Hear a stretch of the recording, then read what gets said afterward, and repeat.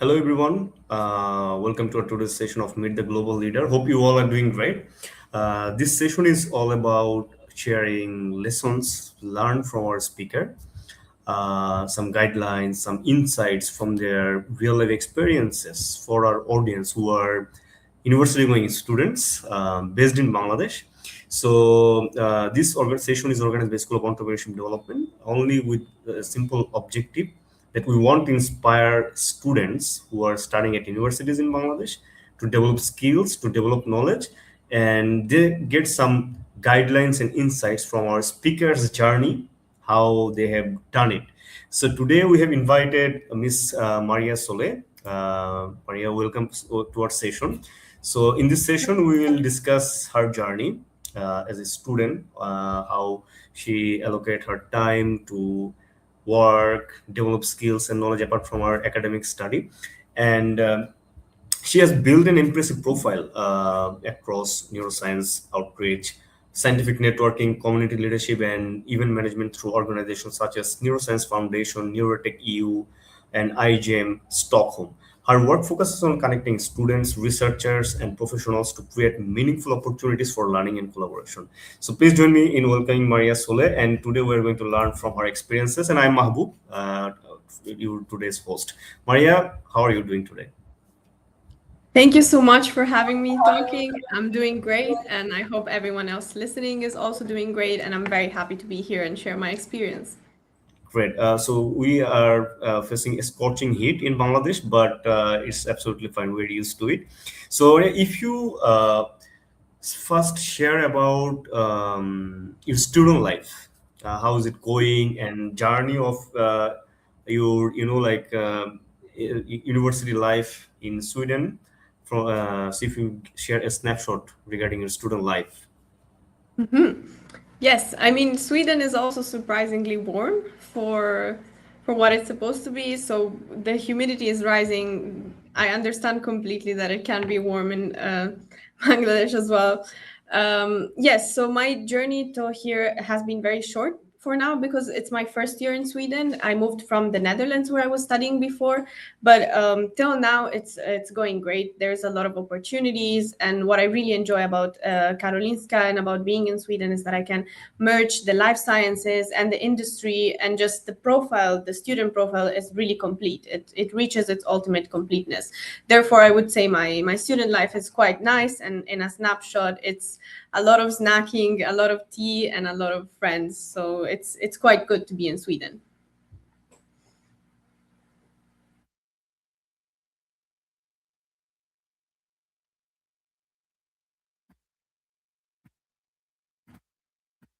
I don't know if it's normal, but I cannot hear. Sorry. I was muted. So, your journey combines biomedicine, neuroscience, leadership, outreach, and community engagement. So, looking back, what first motivated you to become involved beyond academics? Yes. Definitely, since I was a child, I have always been very curious in this idea of perhaps the Renaissance man or the Renaissance woman, the individual that's not interested in one specific topic, but can be able to master every topic, every science field, but also the arts, the humanities, politics, like this interdisciplinary approach, let's say. So that's what really motivates me to go forward, is that I don't want to specify on only one thing, but I want to be able to bring other fields into the research I will do in the future and into what I'm going to do in my future job. So I would say that's what's mainly inspired me to go beyond academics, because academics is not everything, and it's just one small dot that makes a person. So I would say you need to cultivate what's outside of it, because that's what makes you truly special rather than what you're studying. Definitely. And, you're studying at um, Karolinska Institute, one of the world's leading medical. I hope my pronunciation is okay with this name. One of the world's leading medical universities. How did extracurricular involvement and global experiences help shape your academic and career journey? Yes. So, I mean, Karolinska is very good on the academic part. So, a lot of students here want to become professors and they want to do research, pursue a PhD after their studies. But lately, there has been a lot of debate whether the correct path is to go into academia or into research, sorry, into industry or into academic research. Therefore, the students are quite conflicted on what to do in their future.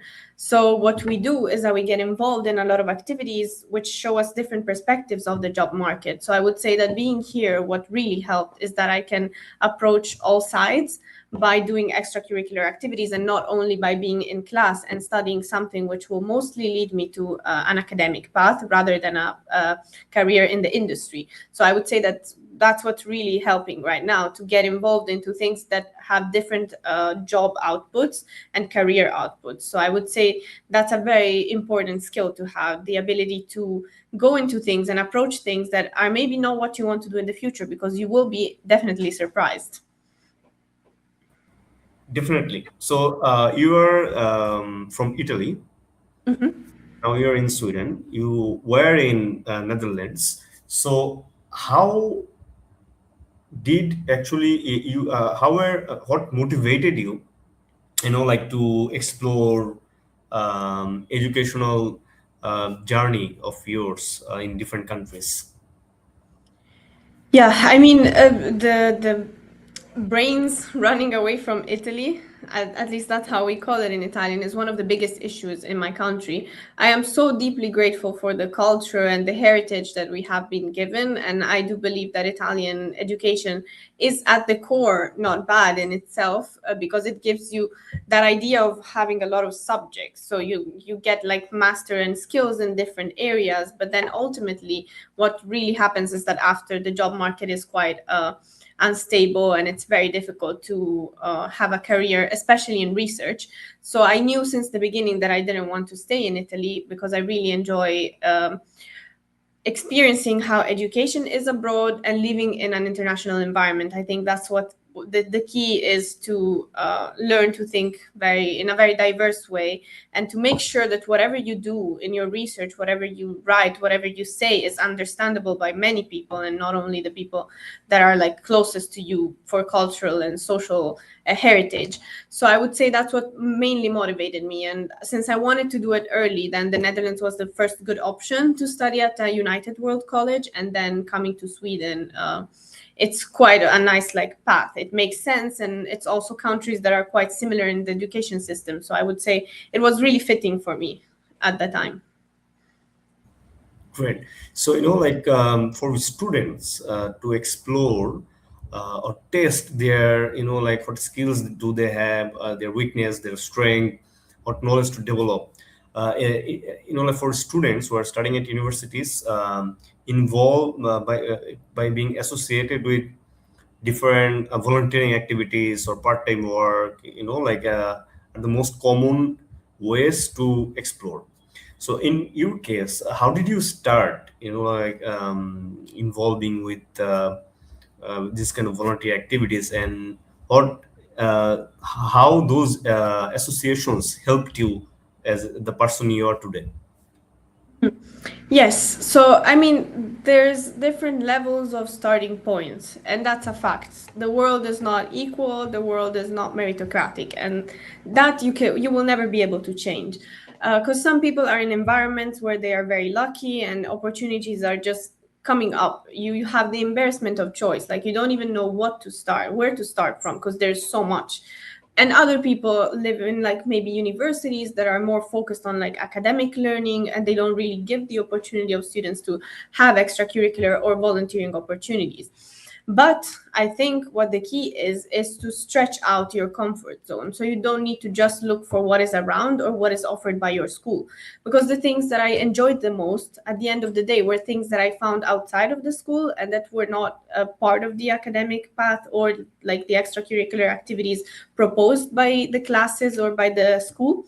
So I would say that's a great way to start. There are a lot of opportunities online, And for how limiting it seems, it actually teaches you a lot, and it helps with communication. So I would say you can start looking for things online, maybe searching keywords or talking to people. If you find some interesting profile on LinkedIn, like, don't hesitate to text, because I wouldn't be here right now if you guys didn't reach out. So that means that it ultimately works. You will have 10 people that ignore you, but at the 11th, then someone will answer and you might have a very interesting conversation.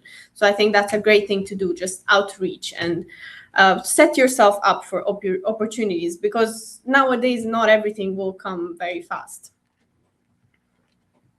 Absolutely, and the like the common dilemma is like in most cases, um, as like rightful and useful information for university students here are very limited, because most organizations, they are like like misuse volunteers. So in your case, or in general for students, like they face this difficulty, that what organization they should engage with, like how they should start. So that's where the passion comes. So based on your experience, organizations you are part of, how what motivates you to get engaged with organizations, as it requires time. Yes, I think that's a good problem that you shed light on. So the issue is there's different types of organizations. There's organizations which have like a proper board, and organizations which are student led, which is the ones I usually go for, because when this board is formed by students, then the situation in which you risk being overworked and under, like, not paid at all, and you think you're volunteering, but ultimately you're just serving a purpose of practical work. It's still a learning experience, but it can be much better for your communication, for your future skills, for your outreach, and for anything that will basically set you up for a better role in the future and will sharpen your soft skills. Then in that case, the student-led organizations are what you should start from, and it really helps. So as time wise, what concerns the dedication is mostly a priority. So you will have to make sacrifices, and that's for sure. You don't have that many hours during the day. You must make sacrifices and tell yourself, I want to do this thing maybe in the weekend because I have to finish some stuff.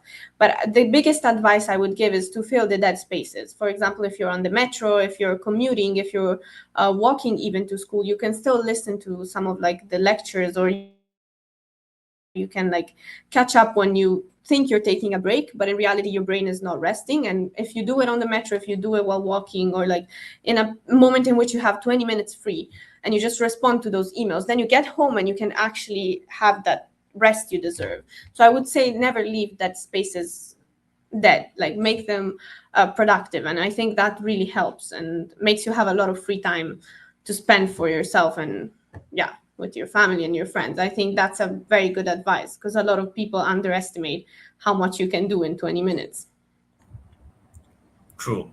And another factor is, like in most cases, some specific students from a specific majors, they think, like volunteering activities are not for them. Say, for example, if students who study CSE, or engineering or medical sector, like in medical school, they think they cannot, in most cases they think they cannot be an entrepreneur, or they cannot like be a volunteer at event management organization.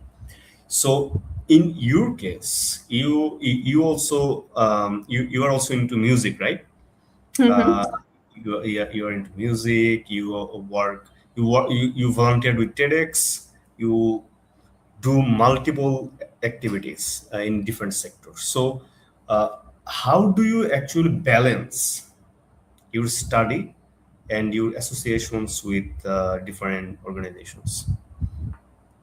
Yeah, I mean, it can sound overwhelming at the first thought, but I think what really helps is to block and separate who I am as a person and who I am as, I mean, a productive being. Let's say my true like inspiration comes from art, comes from literature, comes from music. So that's my person, that's my individual. So when I take time for myself, that's a sort of resting moment. So if I decide to write some poetry, or I decide to sit down and just write my thoughts, then that for me is a special space which I truly value.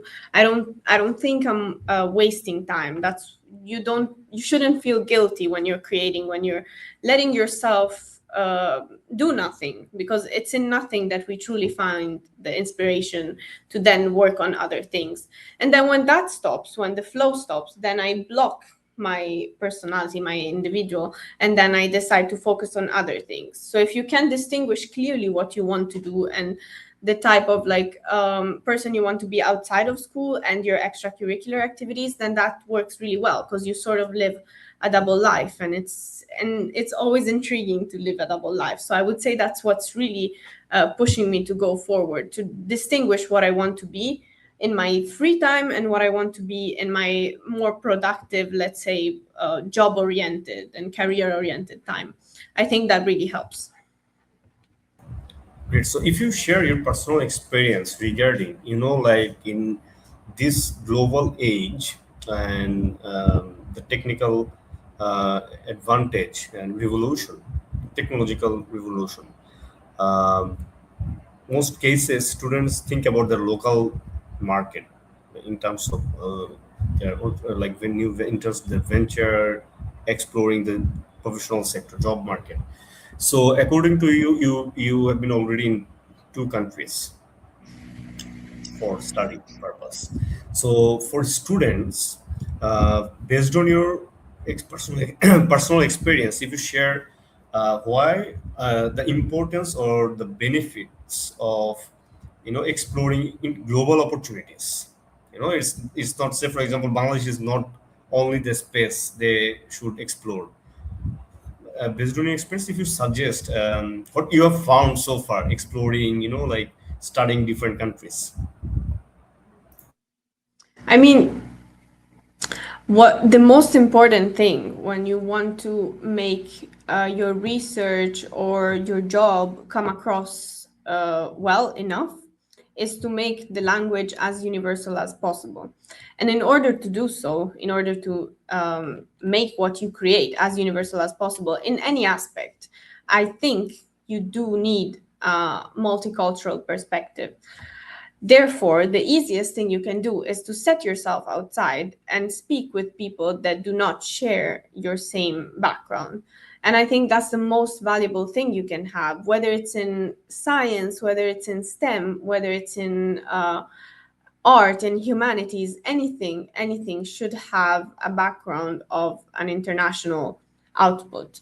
So whether you do it in your home country and you speak to people that maybe come from different countries but live there, or you set yourself in an online community where international people speak together, I think your way of thinking and acting towards the world is in complete change when you're in an environment which is different, because you have to learn to find a way to communicate clearly. You have to learn to find a way to convey what you want in a precise way and in a way that everyone can understand, despite not having probably the same thought background or thought process as you have originally. And I think that's the most valuable thing that you can take out of an international environment. Plus, the activities become way more interesting, way more diversified, and you actually learn how to be more, I wouldn't say inclusive, but you learn how to truly also find your cultural background. Because when you live with people that are completely like immersed in the same culture, you don't even realize the potential of it. So when you expose that culture to an international setting, then you actually become more in touch with your heritage and in touch with others people's heritage. And I think that's the one of the most interesting things that I have done so far. Given it is adventurous, like there are opportunities they should explore and like grab the opportunity.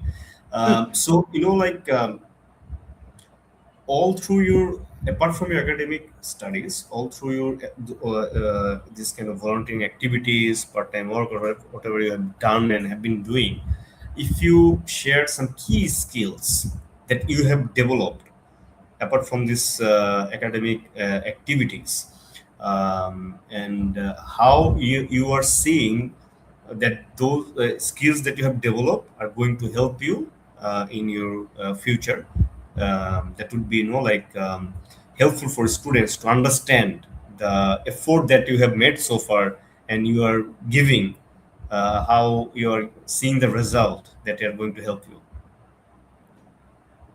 Yes, I mean, the first one, I know it's very cliche, but being in an organization with a lot of people, also international, really teaches you how to be held accountable. Because a lot of people tend to think that by studying or by working or by selecting tasks that they want to complete individually, that would make them more productive. But when you have someone that holds you accountable and you have a final objective and product to reach, you really realize what happens when you don't do your part. And it's really, really useful, in my opinion, to be part of at least one organization for that specific reason. It's not even the final experience, it's not the skills that you may gain, but it's really the accountability and the cross communication that you have with people. Because in that big organization, you are one small grain of sand, and if you don't work properly, your effect will be seen in the end. So then, knowing that you have a final product that has to be reached and you are part of that final product truly helps to change your mentality, because then you approach things differently. You do tasks when you're supposed to do them, and you actually get things done before. Whereas when you just work on yourself, or maybe you want to like start an initiative like from zero, then it's more difficult because you don't have a final product in mind which involves other people for that specific time being. Maybe then you will have, but it's way easier to start when other people hold you accountable, because that's the easiest way to realize how you work in a community, how you work with communication, and what goes right and what goes wrong. And since it's like mostly volunteering, you won't be judged for it, so you can improve and you can work on yourself. If you apply it to your personal life, then that's the best thing you can do, because that's what it truly teaches you. And then I would definitely say that organizational skills, of course, and communication, that but that's common. Like, of course, if you're introvert, you will have to improve your networking skills and you will be forced to jump in conversations. And if you're part of the organizational team, it's easier than attending events, because when you're part of the organizational team, at least you have something you can talk about and be proud of, and that makes it easier to network and to meet people and to connect with the speakers you invited, because you have a personal relationship with them. So I would say that if you're an introvert, you should throw yourself into event organization and event management, because this will force you to talk to people and it will force you to communicate. Therefore, it's way easier than attending events and sitting in the last row. So that I would say that's a good skill. Definitely, and you have mentioned it about networking. It's very important, and in some cases, students, they just say, for example, connect and immediately without, going for an intro, they just ask for, oh, can you support me? Can you assist me in that area or in that sector? So, how do you suggest for students, if you share your advice for students, how they can network authentically? Because sometimes they should give time, or it's not like, sometimes share or connect with people with which are who are not relevant with them or in with the sector, just without going here or there, how they can network authentically, if you share some of your advice. Yeah, I think the main point here is to find the personal key and the warmth in the people you want to network with. Because cold networking, it seems like it works, but I feel like it works by exhaustion. Like the people that you network with are exhausted and will just say yes superficially, but you won't ultimately build a long-lasting connection. Yeah, maybe you have them connected on LinkedIn, but you didn't like click that personal aspect, because just imagine the amount of people before you and before that event at 5 p.m. that person had to talk to. You won't be memorable if you start with cold networking. So I would say that the best thing to do is to find, first off, you need to read. You need to inform yourself. So if you're going to an event and there's a speaker there and you're like, I'm really interested in what they do, but then you don't read anything about it, you don't read past things they did, and you just go blindly to the event, then that doesn't help, because you're on the same stage as everybody else that will be able to network that evening. But if you find some personal key, or something they wrote, something they said, or something they say during the speech, but that connects personally to you, you have to have that personal connection and say, this reminded me of like something I did before, and I'm really interested in that, because then they will appreciate it, because they see the potential of a relationship and a connection that can be human and not just a cold work connection that won't reach anywhere. So I think that's really the key. And people think that it's something that's not going to work and that will pass as being uncomfortable and making the speaker uncomfortable, but that's not the case. They truly appreciate people that are unique and original in how they pose themselves, rather than extremely professional and toned down. Definitely. And also, what I've been seeing, you are actually, as you are also you have also contributed to STEM communication and writing. So, and we have seen, in some countries, scholarships are allocated to students who are in that field. So, for students from this STEM background, um, if you share some advice how they should prepare themselves for international scholarships, according to you, what you have seen so far. Yeah, I mean, that's a tricky question because every country differs. So it mostly goes by what the country looks for academically and what you want to do in the future. Because, for example, the European Union is very regulated on STEM research. So if you know you want to do some crazy research with like very few regulations and less ethical permits involved, then you should aim for another country. Or then if you know you're applying to some specific university or opportunity or scholarship, you should be aware of like what the country expects from you.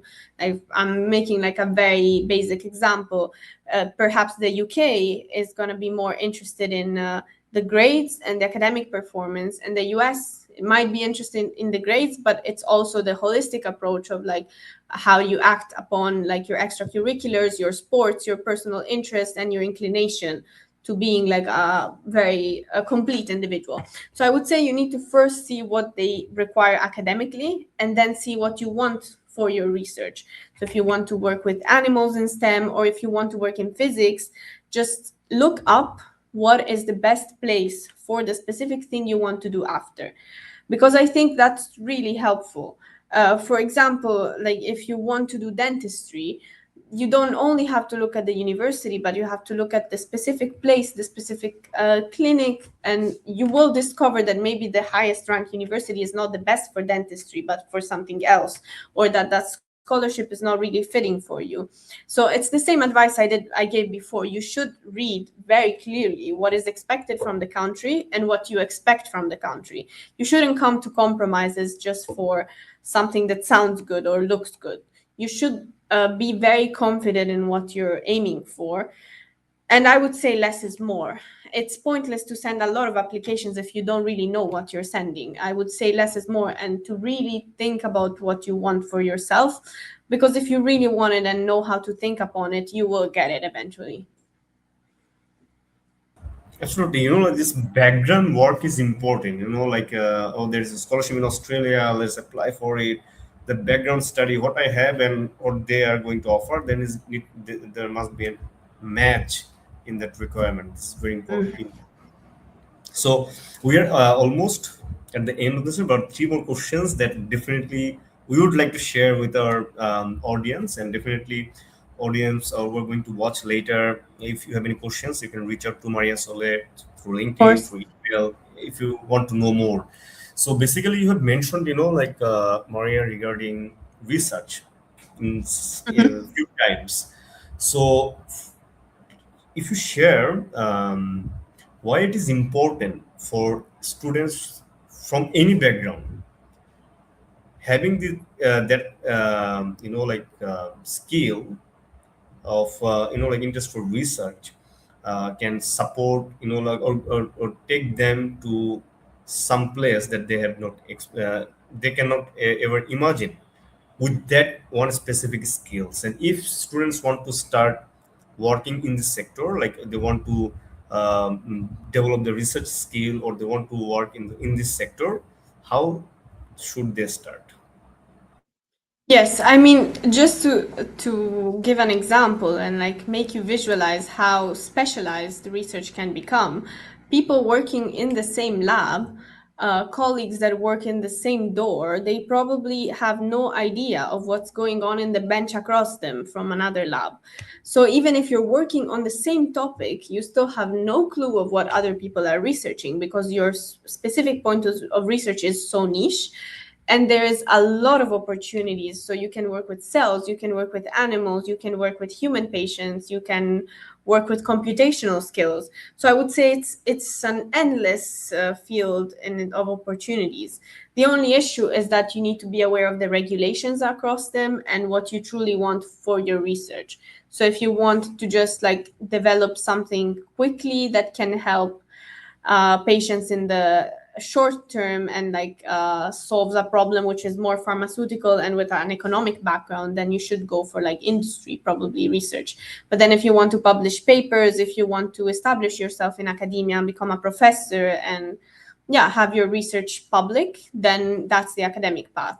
So I would say that in both cases, you still need the background before, so the scientific background. So if you start with like a general bachelor on something that can help you specialize later, and you know what you want to specialize in, then that's quite good. But if you don't know, you still have a general bachelor that can help you um, get opportunities across. What I would suggest is to get as many as practice as possible.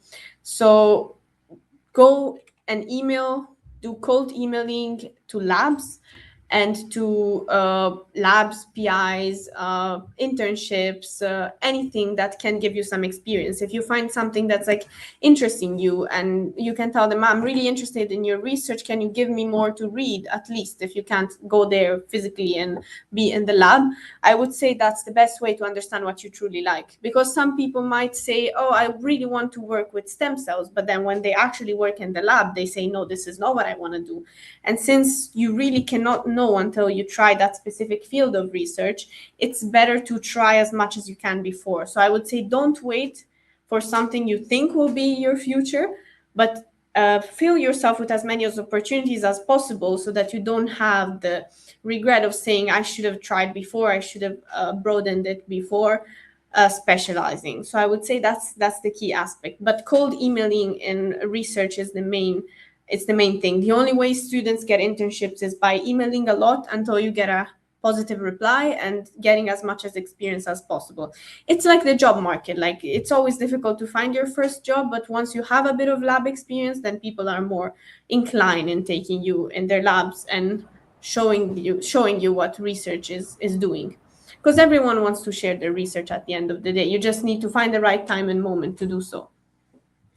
Definitely. It's, like when students are proactive and it shows their enthusiasm, they want to learn, almost everyone would support them. Actually, like, oh, this student is wants to learn, um, like, they would love it to support. What we have seen as, like, when we reached out to you and say, oh, it's for students, you said yes, that I want to support sharing my lessons, my advice, my journey. So that's how it works. Like everyone, almost everyone wants to support students. So proactive and learning mentality is very important. So thank you for like sharing this important part of research. And as someone active in international and interdisciplinary environments, how valuable are global communities and collaboration for young students today? I find them to be extremely important, as I mentioned before. Your cultural background is the first thing you should bring when you go abroad. You should never cancel your personality. You should never attempt to be international. There's no such thing as being international. What there is the capacity to adapt yourself and to adapt your background to the international setting. because at the end of the day, it's just a lot of individuals living in symbiosis and having something in common. So when you have something in common, it's way easier to communicate. So if you set yourself up in organizations, if you go to events which have international students, you all have one thing in common, that you want to be there. And when someone wants to be there, you learn how to communicate, you learn how to talk, even though the abstract language might be different, the background, there might be some cultural clashes, but that's part of the process. So I would say international communities are the most important part of your journey.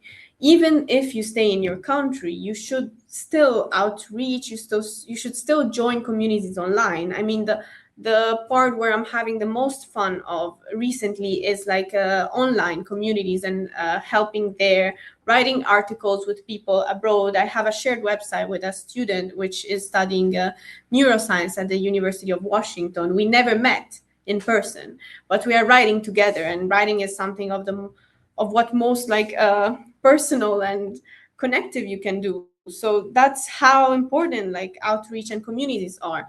And if you don't use technology for that, then you shouldn't use it at all. You should completely avoid using technology for personal satisfaction and for free dopamine during the day. But if you're using it to connect with people that are abroad and that can enrich your cultural and your social and your experience background, then that's the best thing you can do for yourself, because you will realize how important it is to communicate with others and how easy it is. It's surprisingly easy. You would think that going abroad is more difficult than staying in your home country, but it's absolutely not like that. You will learn how to adapt, and you will learn how to change yourself for an individual that can easily communicate with different backgrounds, and that's the most important thing. Absolutely. Exploring opportunities, like adapt with people, cultures is very important, and it also boosts the, the brain capacity, and, like it helps them to develop this global mindset. So we're almost at the end. Finally, what message would you like to share with university students who want to grow beyond the classroom but are unsure where to begin their leadership journey? Because, people share a lot of things. You should do this, you should do research, you should go there, then you can get that. But most cases, what they struggle, especially in Bangladesh, students struggle. Where should they start?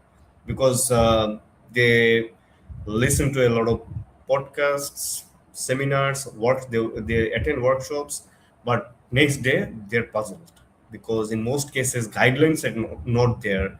Organizations are almost not there to accept, like a large amount of volunteers, and like tackle allocate them the like resources or tasks necessary to develop. So how should students start? Not only from local sector, also in global segment. Like you have mentioned, emailing to organizations for research or for any kind of support. How students should start to explore their leadership or association with different organizations. Um, I will be a bit hypocritical here and say that I feel like we are listening and receiving too much advice.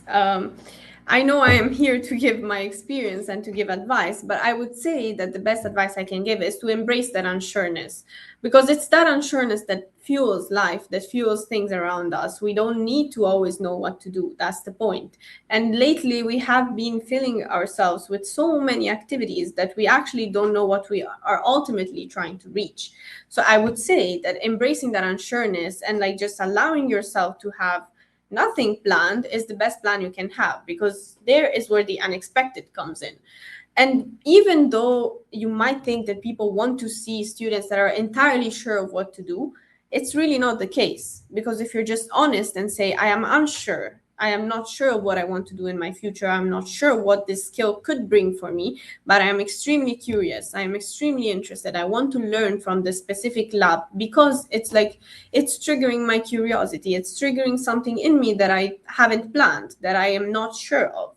I think that when you take that unsureness and you communicate it with clearness and with empathy and with willingness to learn, then that's what people truly appreciate, and they will 100% help you, because you're not supposed to know, you're not supposed to be sure, because you don't have the experience yet to be sure. So I would say that making ourselves a bit more vulnerable and accepting the fact that we cannot take advice from everyone because everyone is not ourselves, and embracing that vulnerability and uncertainty, I think that really helps, because once you're sure in uncertainty, then when you will be ultimately contempt of something, you will perceive it way stronger than doing a lot of things and maybe probably they're not going to lead anywhere.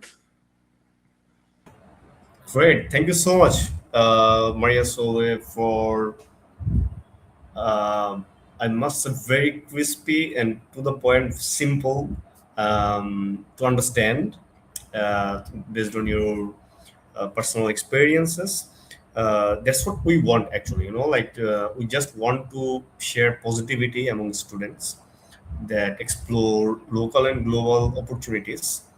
How you have done it, so like almost anyone who are in the like whoever start exploring that path, they will actually definitely find a way. So that's the important message, and we continuously inspire students that before graduation, explore, develop skills, develop knowledge. It's not about from your own country, also from international scene, because there are hundreds of opportunities there to explore. So thank you so much again, Maria, on behalf of School of Entrepreneurship Development, for in donating your time by sharing that valuable lessons, because everyone's story is unique. So we believe our students, our audience, have learned and will learn some new things from you. And definitely, again, whoever wants to learn more, it's a wonderful opportunity to network as well with Maria Soleil. You can Please. ask questions, you can reach her out through LinkedIn, and you can ask your questions. Whenever she is available, she may reply and answer your questions. I So will. again, yeah, thank you so much, Maria Sole, for this session, and we wish you very best of luck. And you continue, like sharing, spread the positivity in your community and globally. Thank you so much. Thank you.